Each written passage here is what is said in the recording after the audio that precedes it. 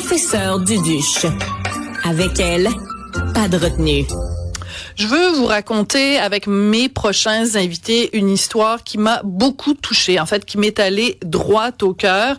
Ma prochaine invitée m'a écrit une lettre qui est un peu comme une bouteille à la mer, un cri du cœur, un appel à l'aide. Et la lettre que j'ai reçue commençait par « Chère Madame Durocher, la bureaucratie tue notre système de santé, ainsi que des patients. » Ça m'a beaucoup intriguée, j'ai voulu lui parler. Elle s'appelle Maude Rebérol. Bonjour Maude.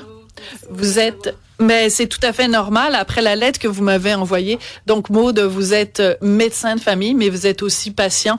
Les gens qui nous écoutent à la télé voient évidemment que vous portez un turban qui camoufle en fait un casque que vous avez qui aide à soigner votre cancer. Effectivement, c'est un dispositif qui s'appelle Optune. C'est un casque, on en a entendu beaucoup parler dans les médias dernièrement parce que c'est malheureusement pas tous les gens qui sont atteints d'un glioblastome comme moi qui ont la chance d'avoir ce dispositif-là. Mais c'est ça, c'est un traitement contre le cancer au cerveau que j'ai.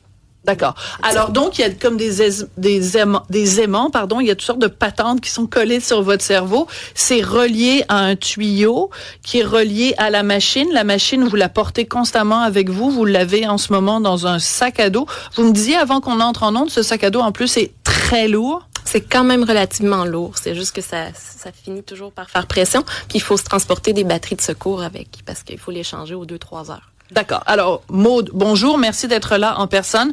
À ma droite, il y a votre conjoint, Jean-Pascal Provost. Bonjour, Jean-Pascal. Bonjour. Donc, vous êtes venu aujourd'hui pour appuyer Maude dans son témoignage, puis aussi pour témoigner de ce que c'est au jour le jour, le combat que mène votre conjointe quand vous avez 43 ans. Maude, quand on apprend que sa conjointe a un cancer incurable, comment on réagit, Jean-Pascal?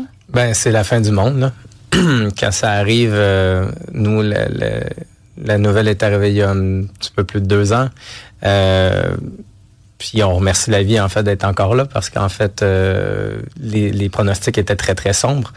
Mais on est dans un combat qui est perpétuel, qui est tous les jours, puis qui vient aussi avec le stress de perdre la personne que tu aimes le plus au monde. Maude, vous aviez 41 ans. En 2022, vous êtes médecin de famille. Vous commencez votre pratique à Saint-Côme, dans la Naudière. Qu'est-ce qui arrive en 2022? Ben, à ce moment-là, je me stationne. C'est ma première journée de travail dans ma nouvelle petite clinique, ma nouvelle communauté. On vient de s'installer l'été en juillet 2022 à Saint-Côme. Donc, je me dirige à ma clinique. Je suis à 3 minutes en voiture. Je me stationne devant la clinique et là, j'ai plus connaissance de rien. Quand je retrouve un peu mes esprits, je suis dans une civière. Ils sont en train de me descendre dans ma clinique, mes propres collègues, et de me faire toutes sortes de tests, la glycémie, puis tout ça. Puis l'ambulance arrive, les premiers répondants, puis là, je me fais amener à l'hôpital de Joliette et on me fait un scan, puis on trouve quelque chose d'anormal qui signe que... Au cerveau. Qui signale que ça augure mal.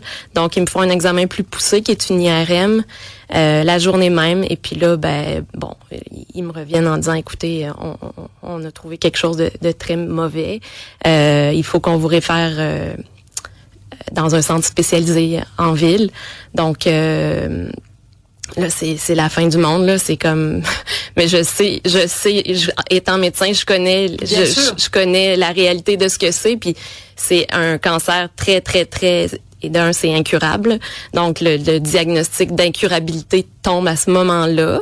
Mais bien qu'on garde un espoir tant qu'on n'est pas allé en chirurgie ou en biopsie, que ce soit autre chose, mais ça a quand même un aspect à l'imagerie là qui est difficile d'être nié. Puis ça tombe dans un ciel clair parce que j'ai pas eu vraiment de symptômes avant. On a eu un été un peu stressant avec le déménagement, mais sans plus. On a passé un bel été, puis bon, on m'apprend du jour au lendemain que j'ai 6 mois à vivre peut-être. Alors, au plus. Donc, évidemment, un choc. Puis, encore une fois, je vous remercie de le raconter. Je sais que c'est jamais facile de revivre ces moments-là, des moments douloureux. Mais pour le bénéfice des gens qui nous écoutent, c'est évident. Je suis obligée, évidemment, de vous poser beaucoup de questions à ce sujet-là. C'est pour ça que vous êtes là aujourd'hui.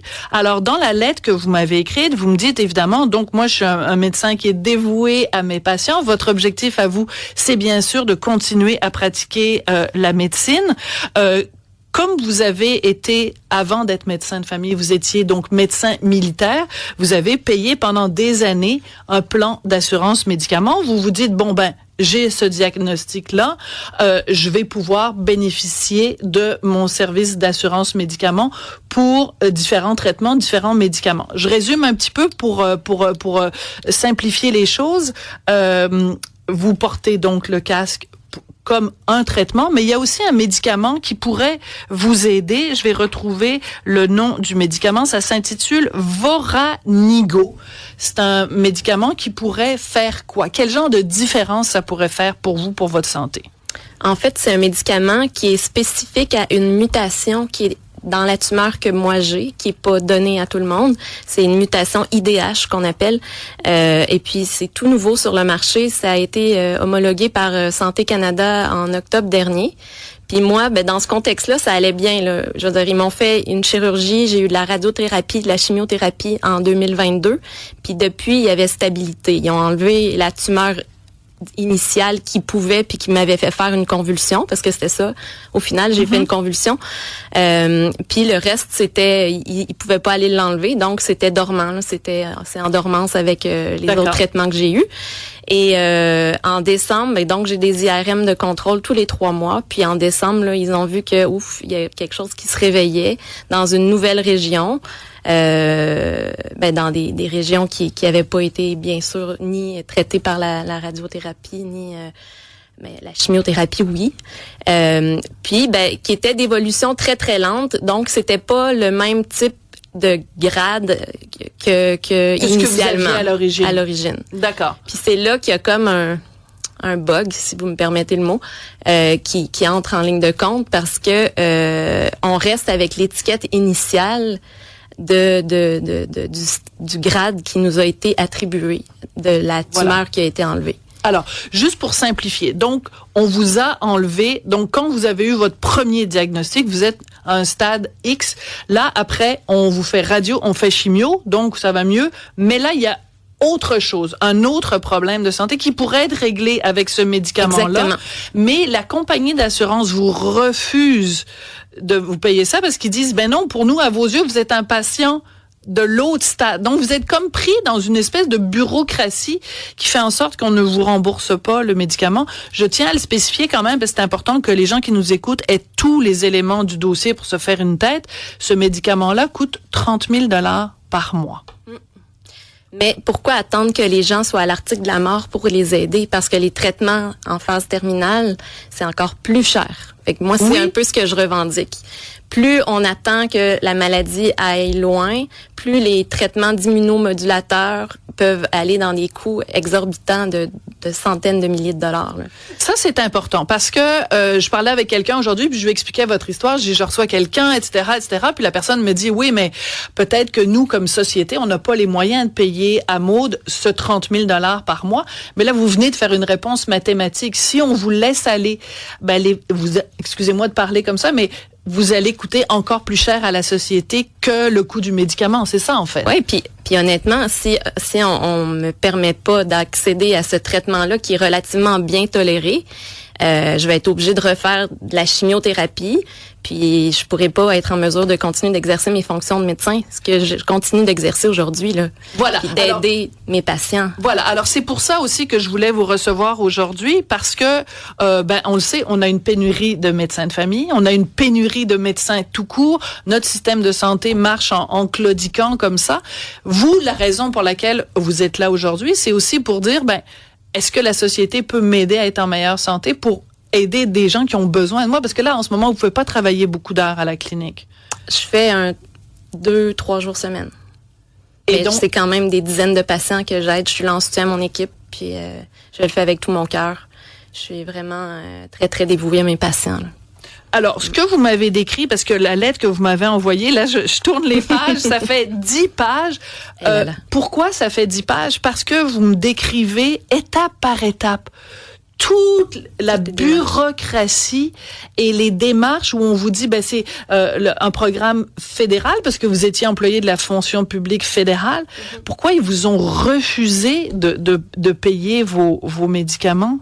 C'est ça a été tout un processus de demande d'appel, d'application, de refus, soumettre une autre demande, un autre refus, porter la décision en appel, faire une plainte. Donc, il y a eu 4 étapes avec la compagnie d'assurance comme telle, pour finalement finir par découvrir, grâce à des gens j'ai des bonnes étoiles là, qui m'aident encore là, dans mes démarches, qui sont à mes côtés puis qui font des recherches pour moi, que ce plan d'assurance-là étant un plan fédéral, non pas à se conformer aux réglementations provinciales, tout comme un autre assureur privé devrait le faire au Québec avec la loi sur l'assurance médicaments, qu'un assureur se doit de couvrir minimalement ce que la RAMQ couvre. Voilà. Mais là, donc, c'est incroyable parce qu'il y a plein de gens qui nous écoutent, qui travaillent pour la fonction publique au fédéral, qui pensent qu'ils sont assurés, qui pensent que le jour où ils vont avoir besoin de médicaments qui coûtent très cher, il n'y a pas de problème, je suis assuré avec Canada Vie. Pas en tout. Vous allez vous faire laisser tomber comme Maude. C'est ça qui est terrible. Parce que eux, ce qu'ils mentionnent, en fait, c'est que le médicament, il est pas encore sur leur liste. Eux, ils ont leur propre liste de médicaments entérinés, là, qu'ils ont le droit de rembourser. Mais leur révision se fait tous les 6 à 9 mois. Et nous, de leur dire, mais j'ai peut-être même pas 6 à 9 mois. Moi, c'est le bout, dans la lettre que vous m'avez écrite, c'est le bout qui m'a le plus tué parce que j'avais l'impression d'être dans la maison des fous d'Astérix. Hein? Jean-Pascal, c'est à ça que ça ressemble. C'est ça. Ouais. Parce que vous appuyez Maude évidemment dans toutes ces démarches de paperasse. Je vous imagine très bien en train de l'aider à remplir les formulaires. C'est choquant de se faire dire ça va prendre 6 mois à évaluer votre cas. Dans 6 mois, je serais peut-être plus là. Je suis vraiment désolée de dire ça. C'est exactement ce qu'on leur dit. Puis après, on parle à une personne qui est forcément un employé, qui a pas nécessairement non plus les cordons de la bourse entre les mains. Fait qu'on comprend que les gens sont mal à l'aise, mais en même temps, c'est ce qu'on dit. Écoutez, nous, c'est de la vie de monde qu'il s'agit présentement. Là. C'est pas d'une case, c'est pas d'une statistique, c'est une vraie personne. Fait que s'il se passe pas quelque chose maintenant, on n'aura peut-être plus jamais l'occasion de le faire. Fait que c'est hyper frustrant, en fait. Puis vous devez vous sentir impuissant? Totalement, parce que on travaille fort en collaboration avec des gens et tout, mais à un moment donné, le maximum de ce qu'on peut faire comme être humain aussi, on l'atteint. Puis comme conjoint, comme amoureux, vous pouvez vous imaginer comment on peut se sentir quand on arrive au bout. Absolument. Je vais vous demander à tous les deux de lire le commentaire de Pierre de Victoriaville. Je vais le lire pour nos auditeurs à la radio. Pierre nous dit, je suis pharmacien depuis 20 ans. Je dois dire que les plans d'assurance de juridiction fédérale, que ce soit pour l'armée, les vétérans, les gens qui travaillent pour Post Canada, sont une aberration de restrictions administratives. C'est là-dessus que tu voulais attirer notre attention, Absolument, c'est ce que je Cybèle. voulais vous dire. Puis on reçoit d'autres aussi commentaires, des gens qui disent que c'est carrément insultant de savoir que les pharmacies, les pharma, comme il l'a dit, sont subventionnés pour des recherches, pour trouver des traitements. Et quand on les trouve finalement, ils les revendent extrêmement cher. Et c'est frustrant d'entendre ça puis de savoir qu'on peut rien y faire. Comment vous réagissez aux commentaires de Pierre qui nous écrit en disant que lui est habitué de voir ça, mettons, Post Canada, l'armée et tout ça? C'est ça, j'ai trouvé que c'était un mégoscope, en fait. Il y a une section à la RAMQ, il y a un département qui s'occupe uniquement des employés fédéraux lésés par leur plan d'assurance.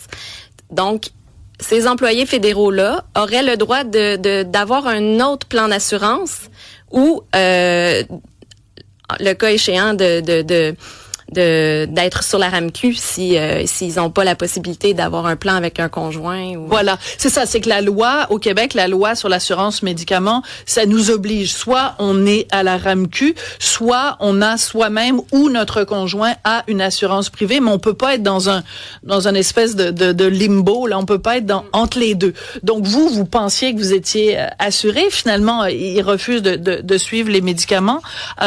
Vous m'avez écrit à un moment donné, personne ne semble comprendre que mon temps est compté. Quand vous voyez les petites aiguilles de l'horloge qui tournent. Moi, j'ai une épée de Damoclès au-dessus de la tête depuis 2 ans et demi, puis Dieu merci, je suis encore là aujourd'hui, mais là depuis 5 mois, je me bats, je cogne à toutes sortes de portes. Là, j'ai été finalement admise à la RAMQ comme plan supplémentaire. Ouais. C'est ça. Tout récemment. Tout récemment, ouais. Puis et eux, malgré ils peuvent tout, rien faire. La RAMQ peut rien la pour RAMQ vous. non plus, je coche pas toutes leurs petites cases. OK, alors ça, c'est important de le mentionner. Corrigez-moi si je me trompe. J'essaie de vous aider, hein, je veux pas vous interrompre. Juste pour que ce soit clair pour tout le monde, c'est que l'assurance maladie, vous y avez pas droit au complet non plus parce que vous faites pas un si gros salaire que ça. Parce que il y a peut-être des gens qui nous écoutent qui disent, ben voyons, Maude est médecin, elle doit bien gagner sa vie, elle a peut-être les moyens. Mais non, parce que vous faites plus beaucoup d'heures, parce que vous êtes affaibli par la maladie. C'est important aussi de mettre les choses en perspective. Ben, c'est important pour moi d'écouter mes limites une fois dans ma vie. Donc, j'essaye de plus me pousser à bout comme je l'ai donc fait dans le passé, là, plutôt à tendance workaholic. Mais donc, aujourd'hui, j'essaye d'écouter là, justement un peu plus mon corps, les symptômes de fatigue, puis de pas me pousser à bout, mais tout en restant active, puis en continuant de me stimuler intellectuellement, puis en ayant surtout le sentiment d'aider. C'est ce qui est le plus important pour moi, le sentiment d'utilité là, dans ma communauté. Puis mes patients me le rendent énormément là, en reconnaissance. Puis donc, c'est bon pour nous tous. Je résume. On a quelqu'un qui a 41 ans, qui a payé ses impôts, payé ses taxes, qui a été un bon contribuable, qui a payé sûrement beaucoup d'impôts parce que qui donne de soi-même en étant médecin, donc tourné vers les autres. Et le jour où cette personne-là, cette citoyenne-là, est elle-même une patiente dans le système de santé, nous collectivement comme société, on dit c'est quoi, tu rentres pas dans la petite case puis le pire, c'est que l'équipe traitante, mon équipe traitante spécialisée, considère que c'est le meilleur traitement pour moi. Là. Oui, vous êtes ce qu'on appelle un patient d'exception. C'est une façon d'obtenir des médicaments. Soit il y a un médicament d'exception, puis il y a une autre façon, c'est d'être un patient d'exception. Et là, donc, la demande comme patiente d'exception, on sait que il y en a beaucoup qui y ont accès via la RAMQ. Mais donc, moi, on a soumis une demande, puis moi aussi, j'ai été refusée. Moi, j'ai été refusée versus d'autres personnes qui y ont accès. Puis c'est même sorti dans les médias dernièrement. Là, il y a plusieurs patients là, qui y ont accès. Puis, mais vous êtes refusé, mais votre équipe soignante considère que vous devriez y avoir accès. Alors, vous demandez en fait au ministre de la Santé, vous lui demandez plusieurs choses. Il pourrait négocier le prix à la baisse avec la compagnie pharmaceutique, intervenir auprès de la RAMQ pour que votre demande soit approuvée, ou même avoir un budget discrétionnaire, parce que ça existe aussi, les budgets discrétionnaires. J'imagine. C'est... Assurément. Assurément. Oui, Cybèle. On a un autre commentaire comme celui qu'on a lu tantôt. Canada Vie, les assurances de Post Canada refusent plein de médicaments.